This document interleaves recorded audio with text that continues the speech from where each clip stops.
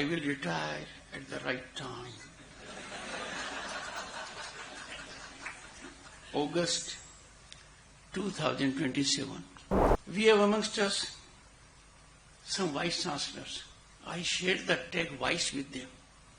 I don't want to forget them. We must form a union to get a substitute name. Sri Sarbanand Sonowal ji lacks one thing terribly. He doesn't know how to quote enemies because he has none. And ladies and gentlemen, my docket is full of them. I need guidance from others faculty that can help me tide over this very daunting, menacing problem. I can only assure you my fullest commitment to be a good student. Professor Shanti Shri Dhuli Pudi Panditji, Vice Chancellor JNU, Professor M.S. Chetra, Director ICSA, Akhil Bharatiya टोली सदस्य प्रार्थना प्रवाह, माननीय Nand Kumar ji, please you may retire. I will retire at the right time. August 2027. Subject to divine intervention. माननीय Nand Kumar ji, we have Padam Shri Dr. M.D. Srinivas, a person who has focused on something unique, history of science and technology. We have amongst us some vice chancellors. I shared the tag vice with them. I don't want to forget them. We must form a union to get a substitute name. Because unlike me, most do not suffer vices. But trust me, my vices have nothing to do with my marriage or my profession. So Vice Chancellor Nirja Gupta ji, Professor Yugani Goyal ji, then we have amongst us Professor Ram Subramaniam ji, IIT Bombay. And of course Manoj Shinde ji, patron ICSA. आज बहुत शुभ दिन है, दो कारण से। आज का आयोजन गुरु पूर्णिमा पर है। सभी को हार्दिक शुभकामनाएं। It is a facet of Indian knowledge system. मैं सभी मेरे गुरुजनों को प्रणाम करता हूं। मेरे माता पिता, मेरे दादा दादी, मेरे नाना नानी, मेरे गुरुजनों के समक्ष थे, सभी को प्रणाम। We have in the audience people who qualify to the status of Gurujan. My respectful reverence to all of you. Friends, it is a delight to inaugurate first annual academic conference on Indian knowledge system. It has not come a day too soon.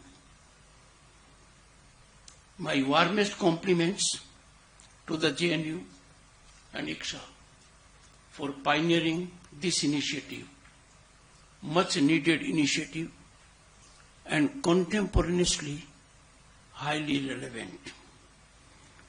At the heart of this conference lies a profound truth, undiluted, unqualified. India is not just a political construct. It is much beyond. It wasn't formed in the mid-20th century. It's a civilizational continent, a flowing river of consciousness, inquiry, and learning that has endured, as was reflected by Sri Sonowalji, across millennia. I have a small caveat. Mine is not a keynote address. Sonowalji imparted a keynote address. Friends, countries live in centuries. India thrives and lives in yugas. Yug. Bharat breathes through recitation of Vedas and Upanishads. It speaks through the intricate sutras of Panini. It calculates with the precision of Aryabhat, and it governs with the prudence, patience, sagacity of Kautilya. India is unique in the world, on the planet. India's story is an unbroken narrative of human aspiration towards knowledge, harmony, transcendence. Long before universities of Europe came into being, these universities began to stir. India had already established, much before, thriving centers of learning. Our ancient land was home to luminous centers of intellectual life. Takshila, Nalanda, Vikramshila, Vallabhi, Odantpuri. These were the towering citadels of knowledge. Their libraries were vast oceans of wisdom, housing tens and thousands of manuscripts. These were global universities, where seekers came from lands near and far, from Korea and China, Tibet and Persia. These were spaces where the intellect of the world embraced the spirit of Bharat. That inclusivity which some try to teach us, they should be learning from us. India did not just teach. India welcomed, debated, exchanged, and inspired. Let me read out a quote from Max Muller's lecture to incoming British ICS officers, because it bears relevance. I quote, "If I were asked under what sky the human mind has most full developed, some of its choicest gifts, has most deeply pondered on the greatest problems of life, and has found solutions of some of them which well deserve the attention even of those who have studied Plato and Kant, I should point to India," unquote. Friends, it was nothing but articulation of eternal truth. But then, friends, came an interregnum, a very gory interregnum. Barbarism prevailed over civilization. An unlettered Turco-Afghan military general, Bakhtiar Khalji, ravaged the centers of learning and repositories of learning, wiping off a store of knowledge that was accumulated over centuries painstakingly. Islamic invasion of India caused the first interlude in the glorious journey of Bharatiya Vidya Parampara. Instead of embrace and assimilation, there was contempt and destruction. The British colonization brought forth the second interlude, when Indian knowledge system was stunted, stymied, and subverted. Centers of learning changed their motives. the compass was moderated. The North Star was changed. From bearing sages and savants, it started producing clerks and yeomen. The needs of the East India Company to have brown babus replaced the need of the nation to have thinkers. Our glorious, inalienable facet over millennia. We stopped thinking, contemplating, writing, and philosophizing. We started cramming, regurgitating, solving. Grades unfortunately replaced critical thinking. The great Bharatiya Vidya Parampara and its allied institutions were systematically drained, destructed, and decimated. Resultantly, we became consumers of a knowledge system whose authors neither belonged to Bharat nor understood its spirit, nor at their heart was our concern.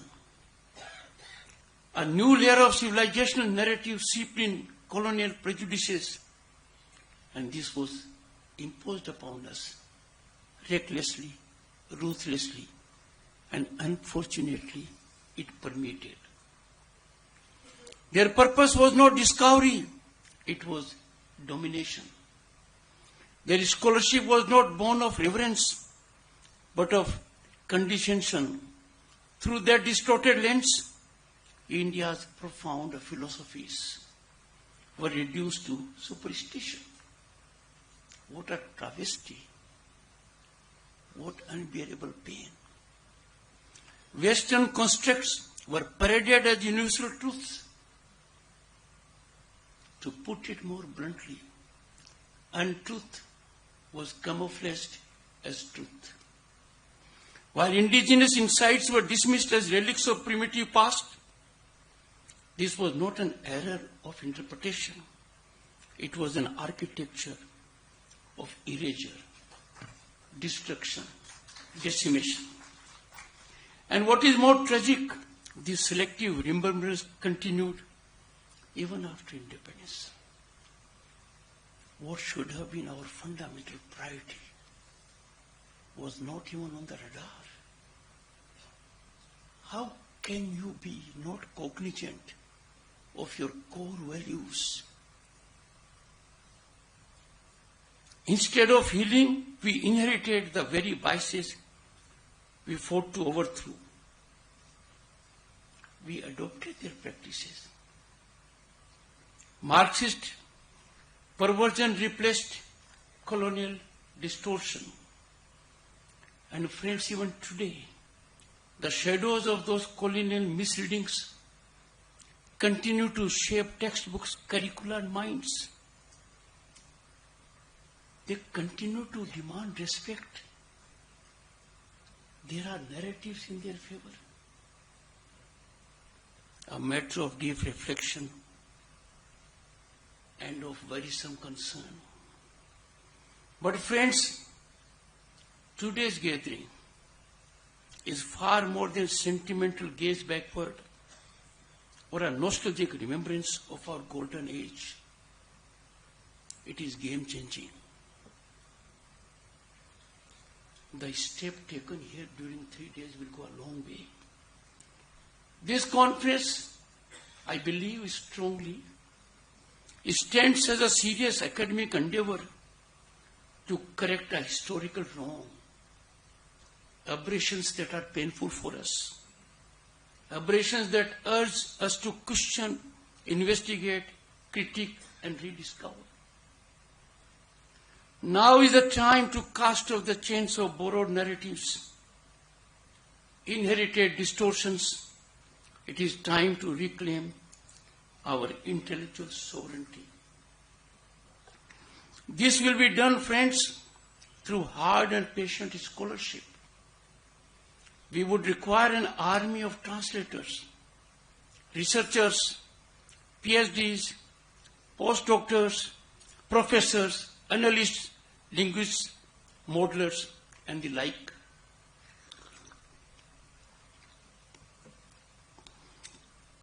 There is growing need, an urgent need, to bridge what is often seen as a divide between tradition and modernity.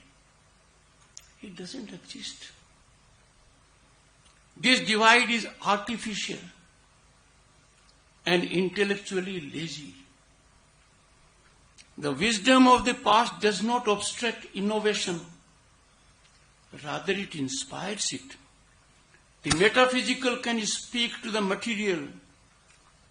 Spiritual insight can coexist with scientific precision. But then you have to know what is spiritual insight. The Rig Veda hymns to the cosmos can find new relevance in the age of astrophysics. The Charak Samhita can be read alongside global debates on public health ethics. As we navigate a fractured world, we are stunned by global conflagrations. So we are faced with a fractured world, knowledge systems that have long reflected on the interplay between mind and matter, the individual and the cosmos. Duty and consequence become relevant and vital to shaping thoughtful, enduring responses. This can emanate only from this land for the benefit of the global community. India must not merely import global narratives. We do it thinking they are full of worth. It must contribute to shaping them.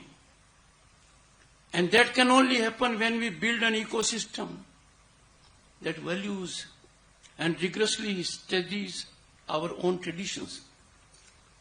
And for this, friends, we need universities like JNU to take the lead. Ma'am, congratulations. You must be laboratories of this great intellectual reinvigoration and ideation. You must create spaces where historians work alongside coders, Sanskritists alongside biologists, ethicists alongside engineers. This conference is a crucial step to building that ecosystem. Let us therefore turn our attention to tangible action, because that is need of the hour. The creation of digitized repositories of classical Indian texts is an urgent priority, covering all classical languages such as Sanskrit, Tamil, Pali, and Prakrit, to name just few. These repositories should be made widely accessible, enabling scholars in India and researchers around the world to engage meaningfully with these sources. Equally essential is the development of training programs that empower young scholars with robust methodological tools, blending philosophy, computational analysis, ethnography, and comparative inquiry to deepen their engagement with Indian knowledge system.